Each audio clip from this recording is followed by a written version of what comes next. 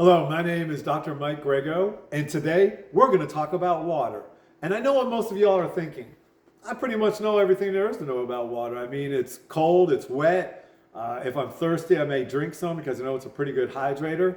That's just the tip of the iceberg. Today we're going to dive deep into water and how it could really help you and your health. The name of the presentation is Change Your Water, and if you listen up, it'll definitely change your life. Now, why would you want to listen to me? Because I'm a doctor of chiropractic and a doctor of naturopathy, and I've been board certified to practice in the state of Georgia for over 30 years, and I've had the privilege of helping over 15,000 patients reach their health and wellness goals. Now, I've also written 3 books, as you can see here. The book on the left was my first book, The Nutritional Ketogenic Diet. The second book was Clean Keto versus Dirty Keto, and the third best-selling book, The Insulin Diet. All of them are available on Amazon. I'm also a social media influencer. You can see our Insulin group on Facebook, several thousand members. Also, Dr. Grego's Weight Motivation on YouTube. And finally, Dr. Grego Insulin Doc on TikTok. So why did I get interested in water in the first place? Well, I was reading a study years ago that said that the United States was the last country left that it was okay to drink tap water. And I thought, well, that's an interesting statement. I wonder if it's true. So I did some digging and I found out that one of the things that was disturbing to me was that hospital drugs, when they become outdated, get flushed down the commode, end up in our aquifer and in our drinking water. And I thought, well, if that's true, we can't be the last country left that says it's okay to drink tap water. And here is the study, 2019, the FDA's flush list. This is a list for certain medications that the FDA says it's okay for the hospitals to flush down the toilet. So you would think certain medications means only a few, right? Well, as you look at this short video, you'll see that A has several hundred, B has several hundred, C has several hundred, all the way to Z. So there's not just a few, there's thousands.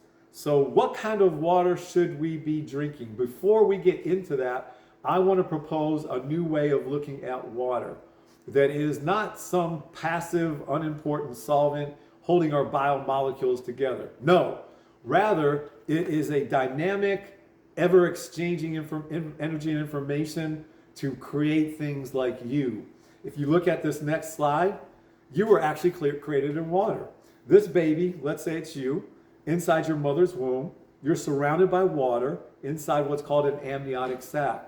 Now that water is a very special water. It happens to be alkaline, ionized water. So what difference does it make? Well, if that water was, say, Dasani or Aquafina water, which are acidic waters, then you would have brain damage or you wouldn't be born at all. Let's look at this study, May 2010, in the British Medical Journal, a 500,000 infant study, blood pH linked to baby's death risk. What did they find? If the umbilical cord in the baby's blood was less than 7, which means it's acidic, then the babies had a 14 times greater chance of developing brain damage and a 17 times greater chance of not being born at all or dying. So the right water is dynamic and alkaline. That's one of the 5 attributes that we're going to be going over here in just a moment. But what else can water do for you? If you look at this slide right here, you'll notice that your brain is almost 80% water. It transports nutrients and oxygen into the cells. Water also helps with metabolism. It helps protect your organs and your joints. Your bones even have 25% water. Your muscles contain almost 76% water.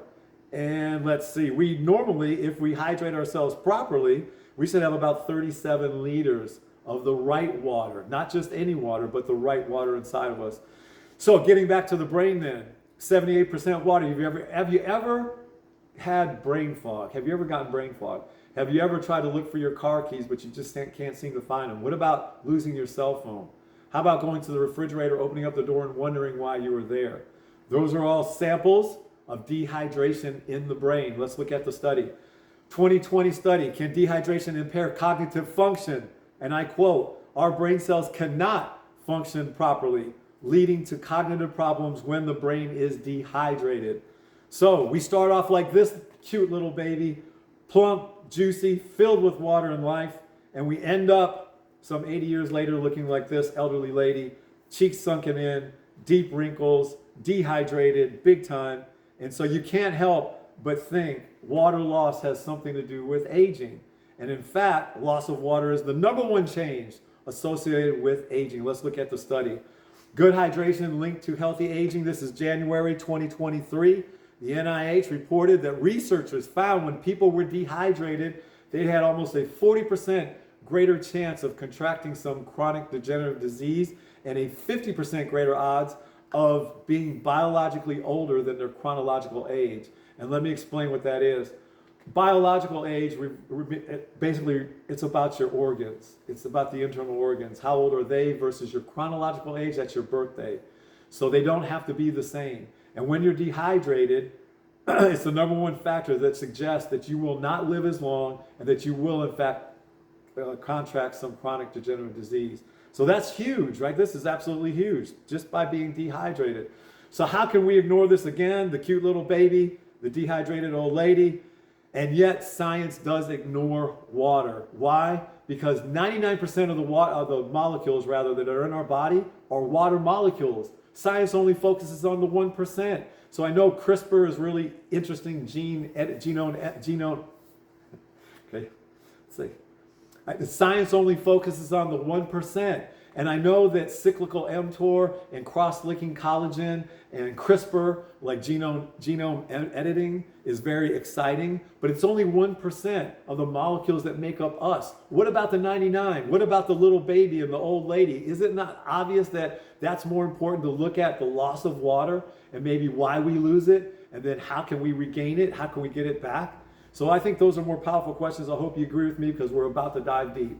Here comes some bottled waters. Look at the bottled waters on the slide there. You're going to notice that they're supposed to be better for us, but they contain plasticizers, which are what? Phthalates and BPAs. What do? Cause endocrine disruptions. Let's look at the studies. What do we mean by hormonal disruption? Here's a 2012 study by Science Direct, and it says that BPAs are endocrine disruptors that disrupt the gonadal steroid-sensitive sexual differentiation of a male. So in other words, a male won't be a male, they'll be more feminine. They're going to be demasculized as a result of interrupting their male hormones. So what about the females? Reproductive Biology and Endocrinology, 2020. BPAs, an emerging threat to female fertility. BPA has deleterious effects and more critical during the perinatal exposure, causing dysregulation of the hypothalamic pituitary ovarian axis. So what does that mean? Ladies, you will not become pregnant if you drink too much bottled water. So is tap water okay? But like we alluded to earlier, no, because you got the hospital drugs, you got chlorine, you got chloramine, you got fluoride, you got lye, you got inorganic chemicals galore. I call it chemical soup. So let's look at them one at a time. Number one, chlorine. 2005 study from the environmental health perspectives. THMs, or trihalomethanes, from chlorine have been associated with negative health effects such as, listen closely, cancer and reproductive outcomes. So this study literally says chlorine causes cancer and infertility. What about chloramine? Chloramine is even more deleterious because, as my mentor, Dr. Beverly Rubik, states in this Citizens Concerned About Chloramine newsletter, she said all chloramines are respiratory irritants. All chloramines cannot be removed with carbon filters, boiling, or distilling it. You cannot get rid of the chloramine. And so what does chloramine do? Chloramine is responsible for gastric cancers. It's responsible for pneumonias and deaths when people drink it in their city water. More pneumonia deaths, more deaths from colds if you're taking chloramine in. And so what about fluoride? This is an interesting shot. You're looking at the west central part of Florida, out there by the ocean, and that blue water you see right at 9 o'clock, that's a mining operation that's already finished.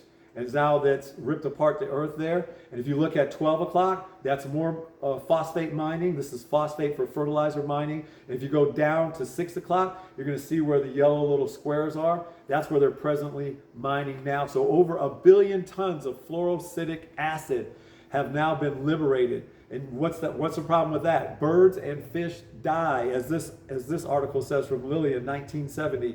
Airborne fluorides have caused more worldwide damage to domestic animals than any other air pollutant, period.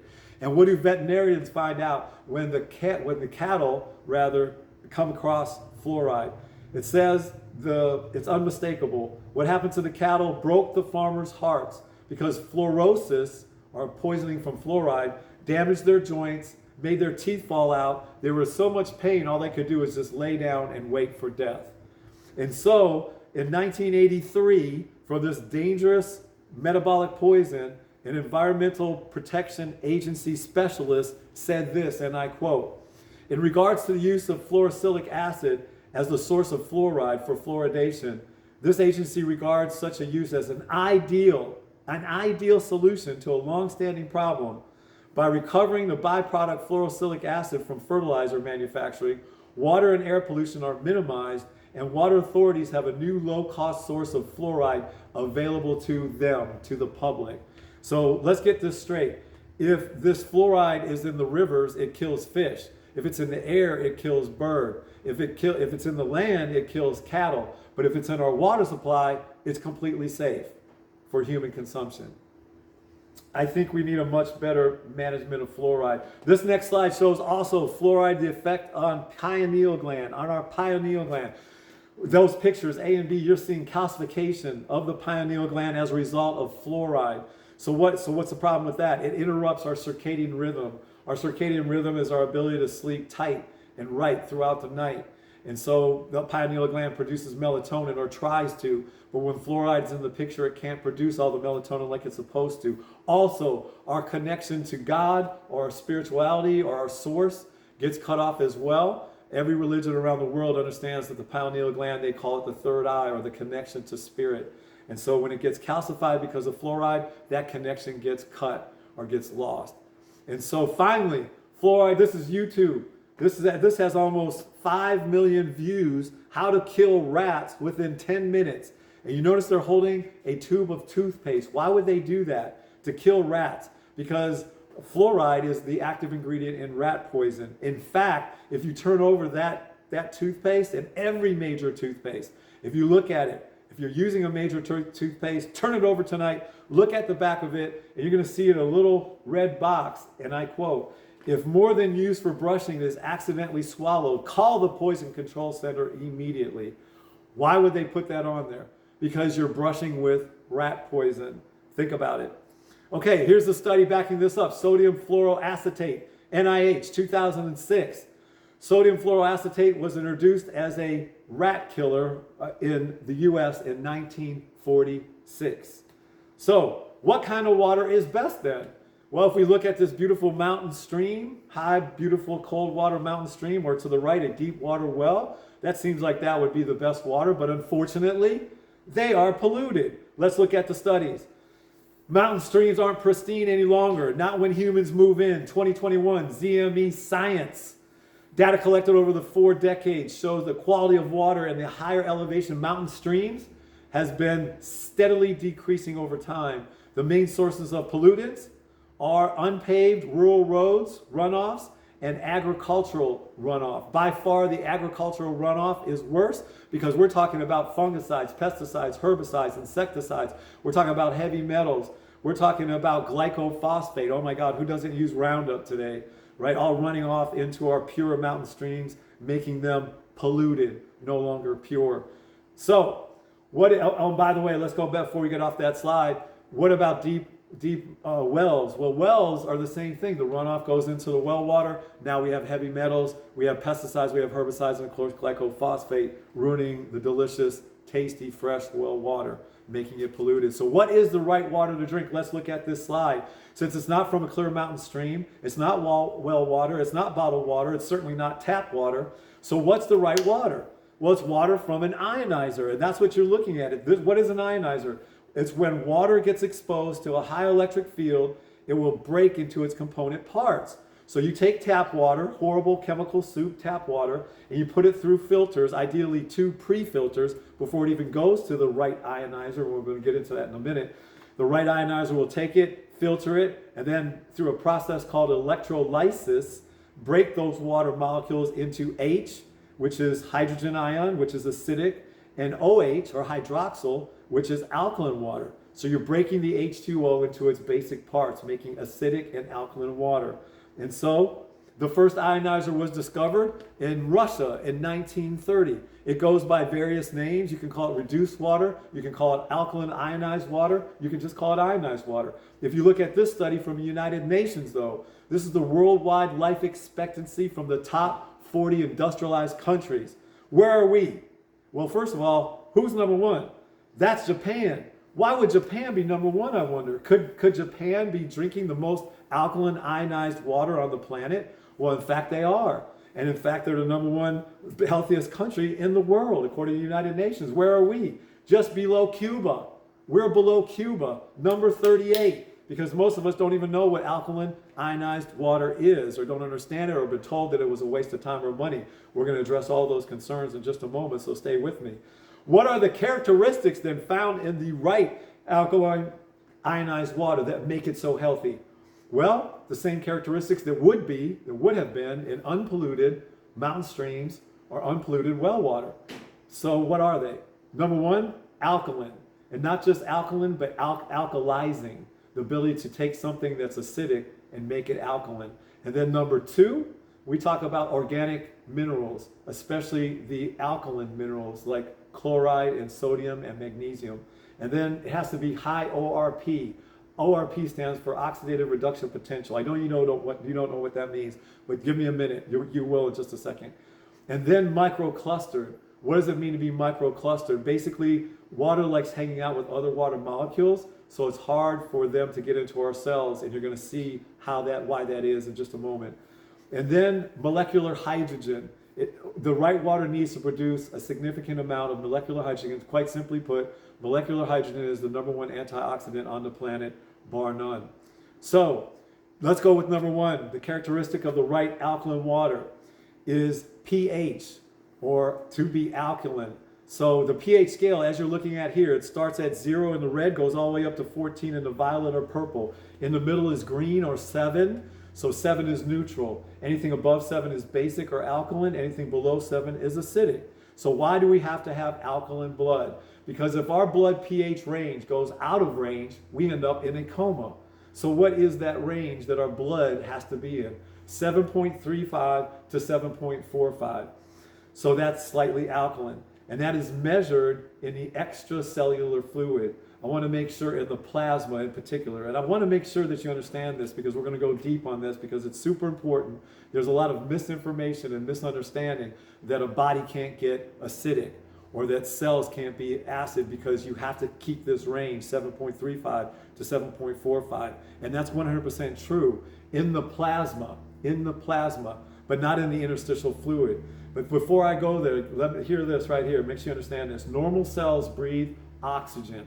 Normal cells breathe oxygen, which means they're in an alkaline environment. When a body is in an alkaline environment, you have more oxygen and you have normal respiration, normal cellular activity. If your alkalinity dips down below 7 and inside the interstitial fluid around the cell gets acidic, then you can develop things like cancer. And we're going to talk about that. I'm going to show you a gentleman who won the Nobel Prize twice in science for discovering just that. And so all anaerobic vectors like bacteria, yeast, fungus, mold, and parasites, they live without oxygen. They love carbon dioxide, so they love acidity. So we talked about the interstitial fluid. Now I want to dive deep into that because this is how your cells can be surrounded with acidity, even though your blood maintains alkalinity. It sounds like a paradox, but follow me. Let's look at this nice slide that's coming up next. Y'all, this is from ER Services. So this is in the basic teachings of all medical doctors, especially ER doctors. This is from ER Services, Anatomy and Physiology, number 2, module number 10, the fluid, electrolyte, and acidic base balance. So this is straight out of the textbooks. So what are we looking at? As you're looking at the slide, you'll see the plasma there in the middle, right? And then you'll see the interstitial fluid just outside the plasma, directly around the cells, right? Those little round things are the cells. So let me quote what this says in the textbook. Extracellular fluid has 2 primary constituents, the fluid component of the blood, called plasma, and the interstitial fluid, or IF, that surrounds the cells, not in the blood. Let me say that again. Interstitial fluid is not in the blood. It's not in the plasma. That's how it can come outside the 7.35 and 7.45 rigidly kept range, and you can get acidity down to 4.5. But let me go on and read the rest. The interstitial fluid, or IF, is part of the extracellular fluid between the cells. Blood plasma is the second part of the extracellular fluid. Materials travel between cells and the plasma in capillaries through the IF, the interstitial fluid. So again, interstitial fluid is not plasma. Plasma is the blood pH, the 7.35 and 7.45 that we measure. That's called arterial blood gas. And that arterial blood gas is taken from the plasma. And again, please understand this. Those of you guys that are social media influencers, doctors, scientists, teachers, that are telling people that it's not, that you can't get tissue cells into the acidic range to cause disease and dysfunction, is totally untrue. Please understand that. This is straight out of the textbooks. Okay, so we talked about alkalinity and cancer. This gentleman right here, Dr. Otto Warburg, won the Nobel Prize not once, but twice. There's only one other medical doctor to do that in history, and that's was his work with vitamin C. His name was Dr. Linus Pauling. And so, coming back here, Dr. Otto Warburg, though, no disease, and I quote, no disease, including cancer, can exist in an alkaline environment. So what is he saying? Cancer is an anaerobic cell. It lives without oxygen. What's one of the experiments that he did to prove just that? Look at this next slide. He took a Petri dish, filled it with sodium hydroxyl solution, which is basically baking soda, has a pH around 9. And then he excised breast cancer off a female patient that had breast cancer. And he squirted the cancer cells along with the normal cells inside the Petri dish. And then he timed it. In less than 2 minutes, all the cancer cells were dead and all the normal cells were still alive. In less than 2 minutes, just by alkalizing the environment of the cell, which can get acidic, which he pointed out and won the Nobel Prize for. So please understand, that's a huge characteristic to be able to be alkaline, to make sure your water, the right water, is alkaline. The second big characteristic of the right water is alkalinity. It sounds similar to alkaline, but it's not. It's the ability to take something acidic and turn it back to alkaline. And so just because a water is alkaline doesn't mean it has the ability to change an acidic water back into alkaline. And we're going to show you a demonstration on that in just a minute. I want you to take a look at this next slide, though. These are two identical swimming pools. One of them on the right, pretty blue water, also has the right alkalinity, that's 7.4. It's interesting that pool water has the same alkalinity as human blood, 7.4. And then when it gets less than 7, becomes acidic water, that pool on the left, now has microbes. Remember the anaerobic vectors, yeast, fungus, mold, bacteria, algae. They live without oxygen. They live in an acidic environment. We do not have to throw out that pool water. All we have to do is raise that pH by alkalizing. By alkalizing the water, that green yucky pool could turn back into a blue, pretty, pristine pool that we would love to swim in. Again, without throwing off the water, just alkalizing it. That's the power of alkalizing. So, here is another Nobel Prize winner, Dr. Alexis Carrel. All right, Dr. Alexis Carrel, what did he do that won him the Nobel Prize in physiology in 1912? Well, he took a chicken and he kept it alive for over 38 years. Now that's pretty good, right? But he did something even more remarkable than that. The chicken, he took the chicken heart out of the chicken.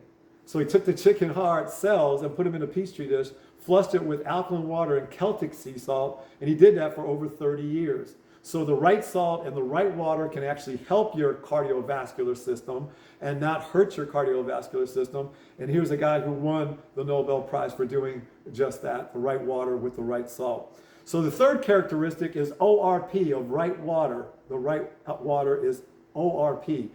We alluded to it earlier. We said ORP is oxidative reduction potential. Very simply, that means the ability to donate electrons.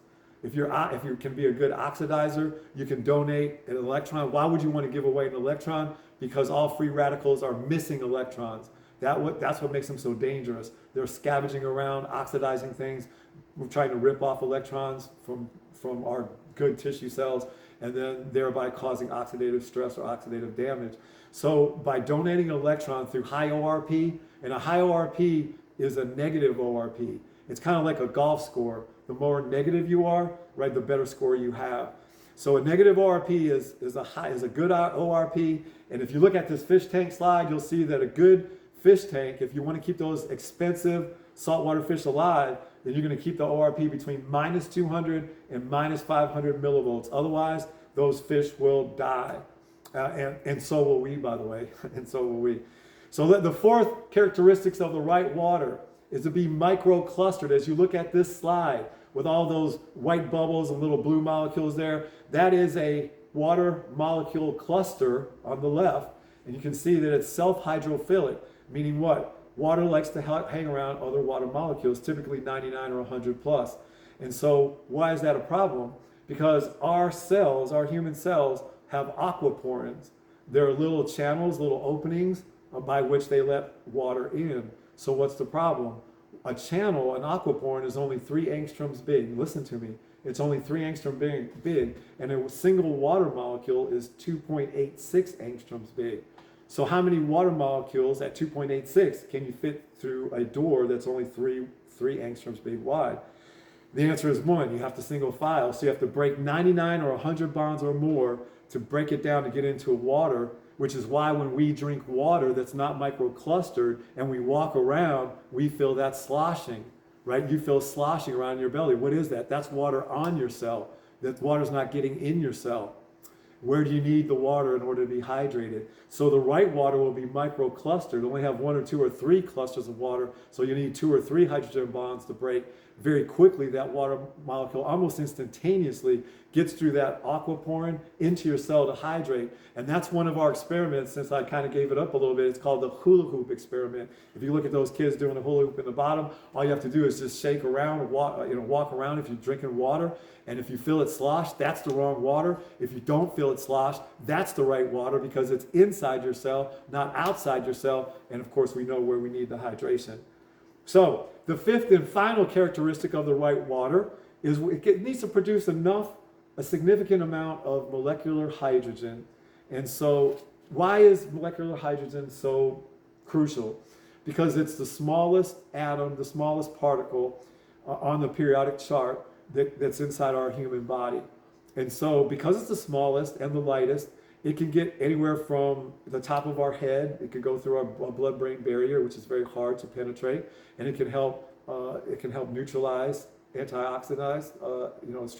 It's a strong oxidant for the brain, and also for our body, anywhere in our body. And this is how you make it. Look at the slide right here. We're back inside. Doing electrolysis, right, with the power supply, the cathode and the anode. And so on the cathode side, we have the hydrogen and hydrogen bubbles coming off, right? That's the negative side. And that's the side that we drink off of alkaline ionized water, right? And so it donates electrons. Again, that electron being the smallest in the form of molecular hydrogen is the most powerful, because it can get from the top of our head to the bottom of our toes. And it's the #1 antioxidant because of that. Okay, here's a study to back up what I just said. This is 2020 study published in the NIH. Is molecular hydrogen affects body composition and mitochondrial function in middle-aged and overweight women. Basically, this study found out there was over a 300% greater fat loss. 300% greater fat loss. 3 times lower triglycerides, and a 30% increase in insulin sensitivity when they administered orally molecular hydrogen as a blend from a molecularly driven ionized water machine. Super powerful study. Here comes another study, Advanced Research on the Health Benefit of Reduced Alkaline Water, 2012. This study found that the reactive oxygen species significantly decreased ROS because of the H2, or the molecular hydrogen produced by the alkaline ionizing machine. So all cancer, diabetes, heart disease, neurodegenerative diseases were reduced as a result, and what they found in this study. So next study, super important, reduced hemodialysis, induced oxidative stress. I'll get it out. And so what is this? Published in Kidney International. And what did they find? Patients that were in end-stage kidney failure, and this experiment was only 1 month long. If they drank ionized water around 9.5 pH, they had a profound effect on the reactive oxygen species, the interleukin-6, the C-reactive proteins, and the SED rate. So all those things came down drastically as a result of drinking the alkaline ionized water, which it lowered all their cardiac risks and episodes. So I'm going to stop right there and grab some water myself. I'm going to hold that for just a second. Hold that position.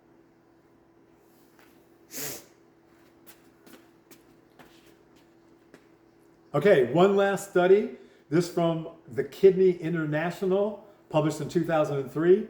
Reduced hemodialysis-induced oxidative stress on end-stage renal disease patients. What did they find? Basically, they found that patients that were in end-stage kidney failure, and this study was only 1 month long, they drank alkalized ionized water, and they decreased dramatically the ROS, the reactive oxygen species, the C-reactive protein, the interleukin 6, and also the SED rates. All these inflammatory markers went precipitously down dramatically, and as a result, all their cardio episodes decreased dramatically. So, the right water. So here we're looking at a young girl drinking something maybe a little bit too late. Diabetics, we now know that making pancreatic juice takes precedence over making insulin.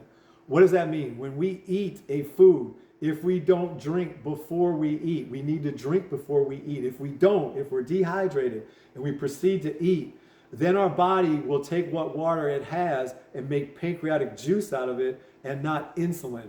So what does that mean? You're going to have an insulin insensitivity. You're going to be insulin resistant. And reality is you're just dehydrated. So we always drink before. We never drink during the meal. And I'm going to show you some studies on that that's coming out. But that's just called drought management. That's just simple drought management. Always make sure you drink the right water before you eat anything so your body doesn't have to choose between making insulin or making pancreatic juice. Okay. Here's a study. Diabetic animals, 2007. Preservative effects of electrolyzed reduced water on pancreatic beta cell mass in diabetic mice. So what happens? These animals drank alkaline ionized water, which increased their sensitivity regardless of whether they were type 1 or type 2 diabetic animals. It reduced their sugar and it decreased their appetites, all by drinking the right alkaline ionized water. So here's another study.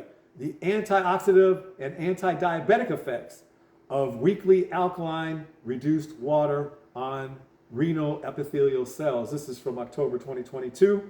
Patients who consumed alkaline ionized water for 3 months showed a 55% decrease reduction in glucose and an 85% reduction of reactive oxygen species. So think about that. Their blood sugar went down over 50%, and their inflammatory exudates, the things that cause the body to break down, went down over 80% just by drinking the right alkaline ionized water. Now look at this young lady. She's got an inhaler in her mouth. What is she doing? She's trying to prevent an asthma attack. But what if she was just dehydrated? What if it was a dehydration because she wasn't drinking the right water? The water was on her cell, not getting in her cell. Remember the microcluster part. So what if breathing out is a real problem for the body? That's why asthmatics can breathe in, but they have a real problem breathing out. Why would breathing out be a problem for an asthmatic? Because when you've gone out in colder weather and you can see your breath, what is that part that you're seeing in the air, that part of breath? That steam is made of water. That's right, when you exhale water. So if your body already knows, innate intelligence knows, that you cannot lose any more water or you're going to die, then as an asthmatic, maybe one of the preservative measures is to allow you to breathe in, but not allow you to breathe out. So maybe the right water can help prevent asthmatic attacks. Okay. So this doctor is Dr. Hiromi Shinye. You should remember this name because he is the father of the colonoscopy. Chief of Staff, Endoscopy, Beth Israel Medical Center, clinical professor of surgery at Albert Einstein College of Medicine, and he engineered the first look inside the colon. So everybody said, show me the proof's in the pudding, right? The proof has got to be in the pudding. Well, this man looked at our puddings 370,000 times, right? And what did he find? And I quote, when people drink when they eat, they are creating mucoid plaque. Mucoid plaque. What is mucoid plaque? It's like tooth plaque, like plaquing on your teeth, only it's plaquing inside your intestines. And why isn't that good? Well, then when you get plaque inside your intestines, you can't absorb the good things and you can't get rid of all the bad things. So let's take a look at what he did. This is a patient, this is a cross-section of one of Dr. Chinier's patients. His patients who ate a lot of red meat and cheese, also drank a lot of milk, very little water, and he always drank when he ate. So what's that mucoid plaque? And you say, well, they didn't clean his colon. But they did clean his colon. He drank the colon cleanser. He drank the colon cleanser, got everything out of the colon, and yet that black mess was still in his colon because it's actually in the tissue. It's in the tissue of the colon. And so what did he have this patient do? He drank the right alkaline ionized water, and he no longer drank when he ate. 3 months later, that black colon now looks like that. Now, is that not dramatic? Is that not incredible? And again, by drinking the right alkaline water and not drinking when you eat. Not drinking when you eat. Now, here's another patient of his. This patient smoked cigarettes, drank Coca-Colas. In fact, she had breast cancer, chronic constipation. This is after she drank the colon flush. After she drank the colon flush, all that's still in her colon. Again, that's in the tissue. So how do we get that out of the tissue? It must be drawn out. That's the right alkaline ionized water, the drawing action, going inside the tissue itself, right, in the interstitial spaces, in the interstitial spaces, to go in there and literally pull out all the garbage and the gunk. So you can't flush this out. You got to draw it out. That's the same patient. That's the same patient 3 months later. Okay, so now we're going to change directions here. We're going to look at cholesterol and dehydration. Cholesterol. Well, here we're drawing some blood here in the patient, as you can see, and we're taking it out of the vein because veins don't roll. They're a lot more stable. So, but nowhere in the medical journals will we find one study that says cholesterol has blocked any vein. Why is that? Because only in arteries, when we're dehydrated, does the blood get concentrated and become acidic. Remember, dehydrations lower the pH, lower the oxygen, become more acidic, and that concentrated blood that has nutrients, but not a lot of oxygen, and it's scraping along your arterial walls, your fine lining around the arterial walls. So what happens? Those arterial walls get thin. And then our liver, if we don't already have enough cholesterol, it produces a thick, yellow, gooey, tar-like substance I call Fix-A-Flat. As we look at these two pictures right here, you're going to see the bottom left is a normal, good cross-section of an artery, good thick walls, arterial walls. And then the top right, as you see, very thin. The bottom left, maybe around 7 o'clock. Excuse me, 5 o'clock. Sorry, 5 o'clock and 2 o'clock, 2 or 3 o'clock. Look up there. You see how thin the artery wall is, and then right next to it is that yellow, gooey, thicky tar-like substance called Fix-A-Flat, called cholesterol. Why is it doing that? To hurt you? No. Cholesterol is actually going in there to patch up your arteries before they blow out and give you a hemorrhagic stroke, right, or a microvessel problem in the back of your eye that called diabetic neuropathy. Number one way to go blind. So before you go blind or you have a stroke, your body's trying to save your life by patching you up with cholesterol. So cholesterol is not your problem. If you want to look at a fat or a type of fat that is your problem, it's triglycerides. Triglycerides are white visceral fat. They're metabolically inactive and they contain nothing but macrophages. But that's outside the scope of this talk rather that we're doing right now. So let's stay on point. So the idea that cholesterol is causing disease is not correct. It's actually saving your life. And you got to remember too that cholesterol makes, oh my gosh, 90% of your brain is made out of cholesterol. Over 70, 80% of the myelin sheath on your nerves is cholesterol. All 100% of your sex hormones, the way that Mr. Happy stays happy and you stay frisky in the bedroom, young lady, is because of sterols or cholesterols, 100%. So do you really want to vilify something that's going to make you friskier in the bedroom? You want to vilify something that's going to make your brain stay powerful and cognitively aware? And then last but not least, cholesterol, the number one vitamin deficiency that we caused in this country because we told people not to eat fat and stay away from cholesterol. We caused this vitamin deficiency. What is it? Vitamin D. Vitamin D is the number one deficiency in this population. Let me start over. Vitamin D is the number one deficiency right now in this country, and we caused it because we told people not to eat fat and to stay away from cholesterol. The precursor to make vitamin E besides sunlight is in fact cholesterol. So flush the idea that you think cholesterol is bad. It is not bad. It's actually a savior. So thirsty or hungry. This slide right here shows our hypothalamus. It is a sagittal section of the brain, cross section of the brain there, and we're looking at the hypothalamus. And so that's the thirst center and the hunger center. They're right next to one another. So sometimes we think we're hungry when in reality we're just thirsty. We're just so always drink first. Try drinking first. That could very much take care of your hunger pains. Now here's 50 plus randomized clinical studies on alkaline ionized water, because I can't, if I hear it one time, I heard it 10 times. There's no scientific literature. There's no scientific proof that these alkaline machines can be any benefit to satiety. Hold on a second, give me 1 second. Speaking of dehydrate, I've been talking for a little while. I need to hydrate. By the way, this is the right alkaline ionized water in this cup. I'm going to keep you in a little suspense until I tell you which one it is. Okay, that is better. So, these are 50 randomized clinical studies for people who say there are no studies on alkalized ionized water. There's no proof. There's no scientific literature proof that says it's okay to drink this water and it changes our body for the better. There has some benefits. Here's 50 of them. Feel free to freeze these slides. So here's one. There's number 2. Freeze it. Here's number 3. Randomized controlled trials, all of them. Double-blind clinical studies. Here's number 4. Here's slide number 5. And so there you go. Those are, you can show your family and friends or maybe your doctors if they say, well, there's really no proof.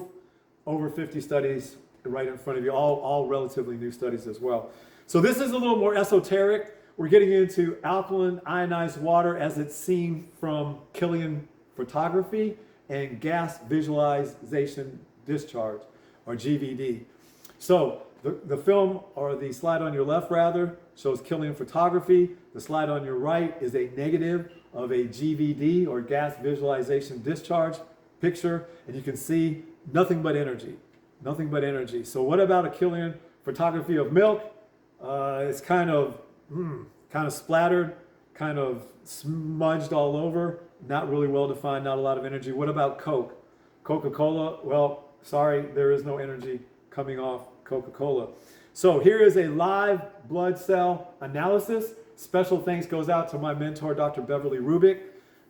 What is live blood cell analysis? Live blood takes a finger prick of fresh blood, puts it on a slide, and then looks at it with a very powerful microscope and a light underneath. We call it dark field microscopy or phase contrast microscope. So what does your blood look like under such a microscope? Well, this is what normal blood looks like. It's very well hydrated, right? All the red blood cells, those are little circles you see there. They're all well defined. They're separate. They're about the same size and the same shape. And if you look in between or in the background, that's the plasma. And we really don't see too many particles there. So that's a good thing. We want to see a clear plasma. We want to see red blood cells that are separate and distinct. Now you see some big oval-looking cells, an odd-shaped cell in the top left there, maybe about 11 o'clock, and then down there again around 5 o'clock. What are those two big cells? Those are white blood cells. And so they act like little Pac-Men.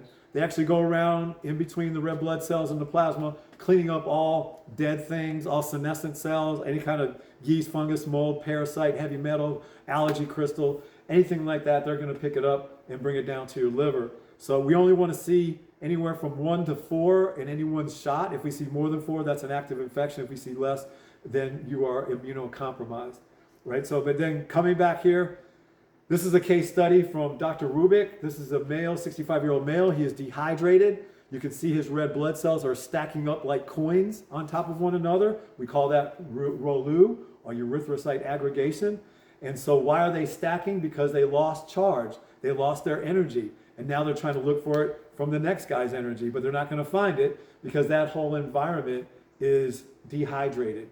And therefore the pH has dropped, the oxygen has dropped, and the energy has dropped. In the middle of the slide, you're going to see a white little starburst there. You also see little breaks of little pieces of toothpicks, looks like sticking out. And if we zoom in on that, those toothpicks are actually fibrin.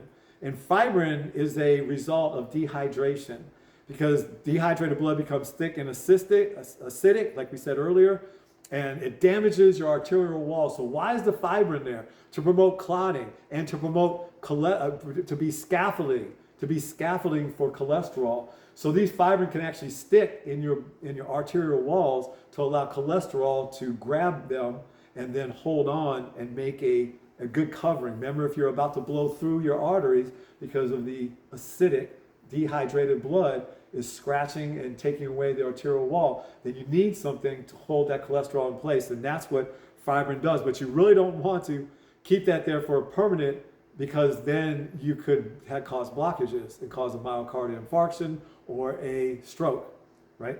Thrombosis of types. Okay, so here's the same 65-year-old man drinking 9.5 pH water. 6 months later, he is hydrated, he is alkaline, his charge has come back, and his blood is normal. So, this is from the NIH, 2023. We've seen this before, but I can't help it. Good hydration linked to healthy aging. Adults who stay well hydrated appear to be healthier, develop fewer chronic degenerative conditions. Who wants fewer diseases? Who doesn't want to have a heart attack or lung disease? Who wants to live longer? Okay, who wants to take in the right alkaline ionized water, right? Let's do it. So what it is, there's the right one. According to me, in my opinion, and I have studied the top 5 ionizers around the world, and in my professional opinion, the Life Ionizer is number 1. There is nobody even close, and here is why. Let's go on. They give us pre-filters, 2 pre-filters, not just 1, but 2. Why?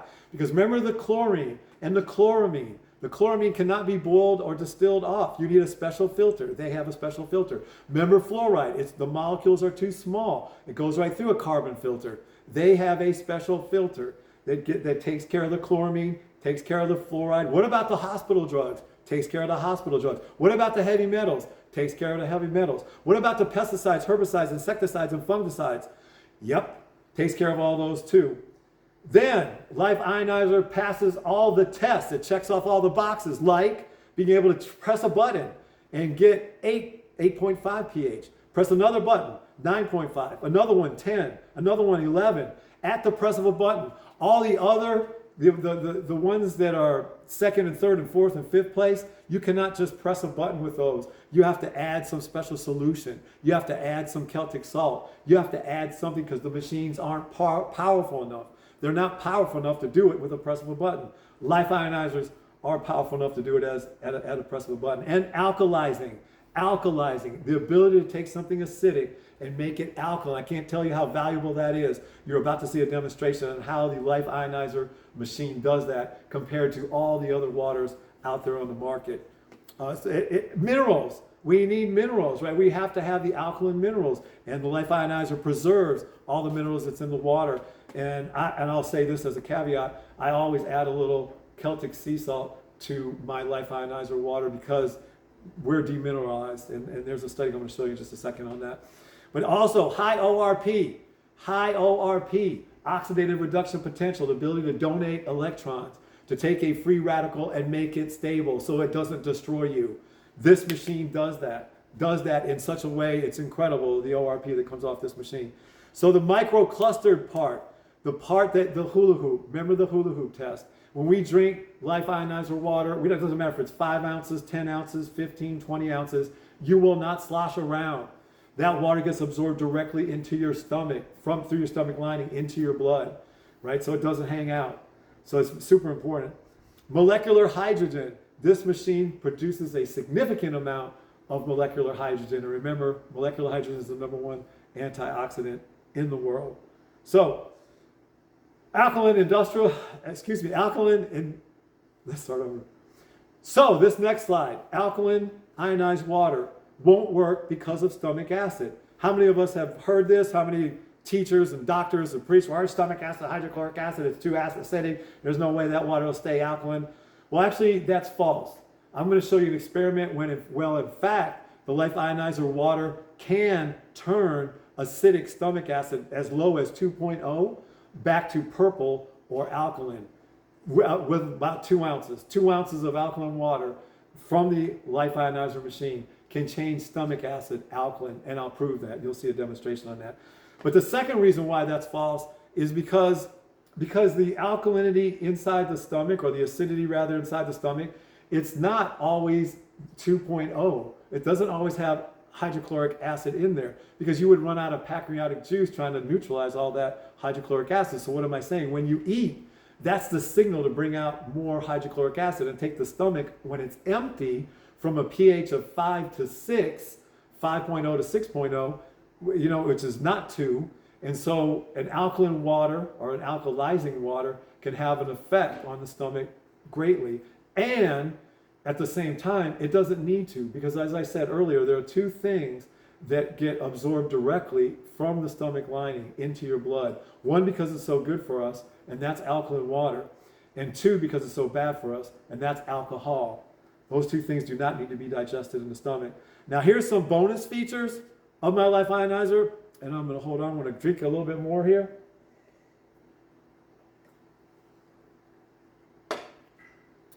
Here's some bonus features that I really love about my Life Ionizer, and I think you'll love it too. Here's some bonus features about the Life Ionizer that I think you'll love. Besides alkaline water and acidic water, here's some bonus features of the Life Ionizer machine I think you're really going to like. Besides making alkaline water at the push of a button, it can also make acidic water at the push of a button. And you can ask yourself, why would I want to make acidic water? Well, if you had an infection in your body, or let's say you had pink eye even, then you can take the 3.0 water and put it a couple drops in your eye. It'll actually kill the infection, because no anaerobic bug, no bacteria, yeast, fungus, or mold can live below 3 pH, 3.0 pH. So cleaning products, disinfectants, you can fill the 3 pH water into a bottle, a spray bottle, and spray it around your bathroom, spray it around your kitchen. You don't need dangerous chemicals to clean them. And then what about psoriasis and eczema? Absolutely a miracle worker. You spray some on there, or soak the 3.0 water in a cloth and put it on the psoriasis or the eczema. It will heal up. What about periodontal disease or gum disease? Rinse your mouth out at the end of the day, right before you go to bed, with the 3.0. It'll help prevent and reverse periodontal or gum disease. What about slow healing wounds from diabetics, like diabetics wounds that won't heal, or neuropathy wounds that won't heal? A miracle, just a straight out miracle. I've used this myself in the clinic with patients. I've had them soak a rag in 3.0, put it on the wound that won't heal, and in a matter of days, they'll see a redness come up and scabs start coming over the wound. They're like, what is that? That's called healing. That's what happens when it heals. So what about toning water? Ladies, toning water is 4 to 6.5 pH. You know how much you spend in the malls for a little bottle of toning water? Where you can make as much toning water as you want, squirt it on your face, tighten up your face. Also, an astringent or a plumping agent for the face. All the Oriental, and I know a lot of the Oriental women in Japan, especially, they'll carry around these little bottles, of spritzer bottles, and they'll spritz their face. I myself spritz my face a little bit, not every day, but it helps smooth out the wrinkles, and I'm 60 years old. So wash your fruits and vegetables in the 11.0 water, because 11.0 water is emulsifying. And why do you need an emulsifier? Because the pesticides, herbicides, insecticides that the farmers use on their plants, they spray on over they spray on all their corn and all their produce, is fat-based. Because when it rains, they don't want those expensive chemicals to wash off the plants, right? But so what does that mean? When you try to wash off the chemicals underneath cold water, tap water, which already has a bazillion chemicals, like you're trying to rinse chemicals with chemicals, and then it's cold water, and it's fat-based. It's not water-based. They're fat soluble. So you need an emulsifier. 11.0 water is that emulsifier that you should wash all your fruits and veggies in. And then if you ever have a hangover, I do not condone drinking, but if you're in a social setting and you happen to have a little too much to drink, if you take 1 ounce of 11 water, that can really neutralize the acidity of the alcohol and bring you back faster. What about the UV light? There's also a UV light inside the top models of the Life Ionizer, which kills whatever pathogens might have got through the filters. And there's also, if you look at the slide right there, you'll see the above countertop, the big box there on the top. You'll also see there's a below countertop where that little stem is there. You could press every single button on that stem to get the same acidity and alkalinity buttons as you do from the countertop model. Okay, one of the last studies here, the effects of strong acidic electrolyzed water. We're talking about the disinfectant part of the machine in wound healing. Okay, what did this study in 2020 in oxidative medicine and cellular longevity? What did they find?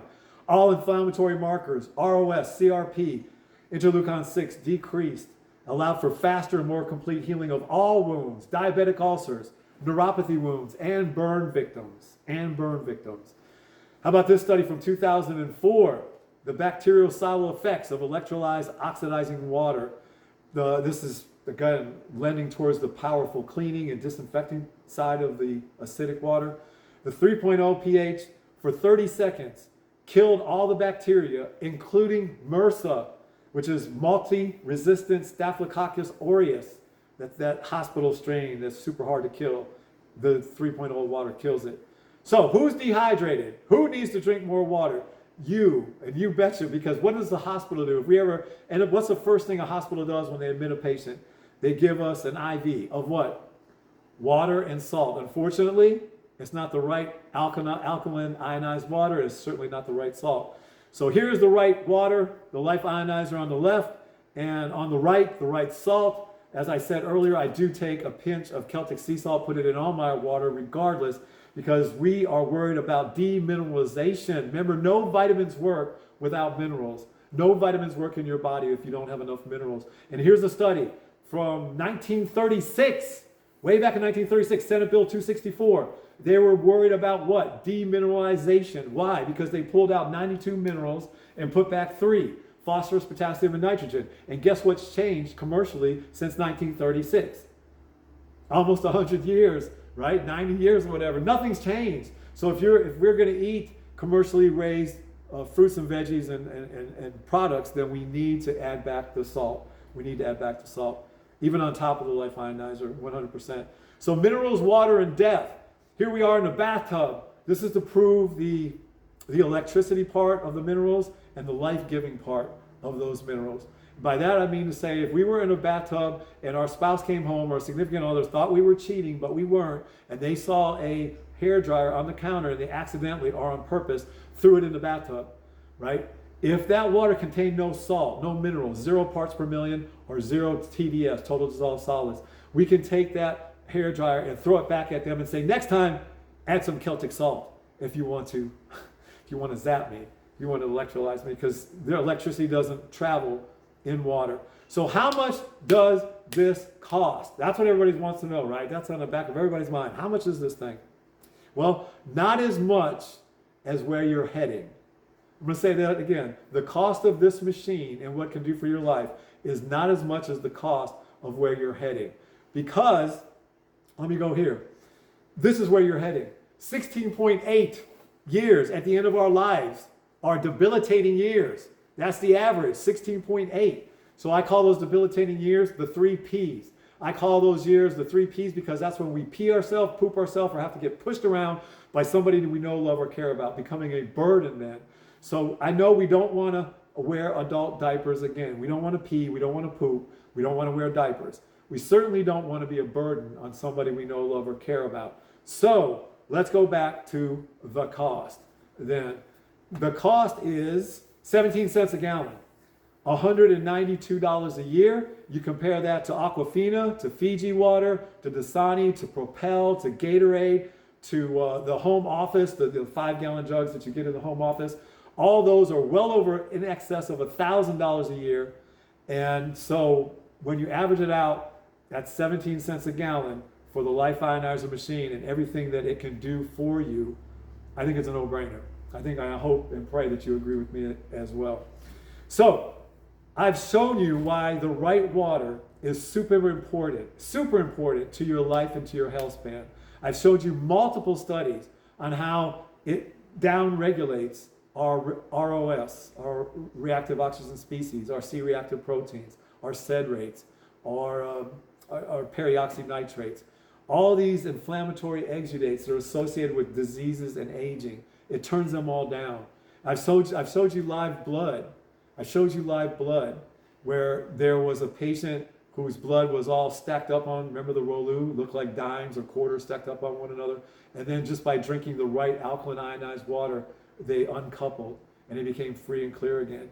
I shared with you that the right water has I've shared with you that the right water has 5 components. It has to be alkaline, not just alkaline, but the ability to alkalize. It has to be microclustered, small enough to get into the cells. It has to have high ORP, antioxidant effects. It has to create the number 1 antioxidant, molecular hydrogen. And then it has to have minerals. It has to have those minerals. So the 2003 study, I can't say that enough. We're just hydrating with the right water can keep you away from chronic degenerative diseases and keep your body working and functioning longer. So last but not least, one more time, do you want to be in adult diapers? Do you want to be pushed around by somebody you know, love, and care about, becoming a burden for that person? I truly feel that you don't. I know that you don't. So summing up, if you would click the button around me somewhere, should be a button to the link to the Life Ionizer.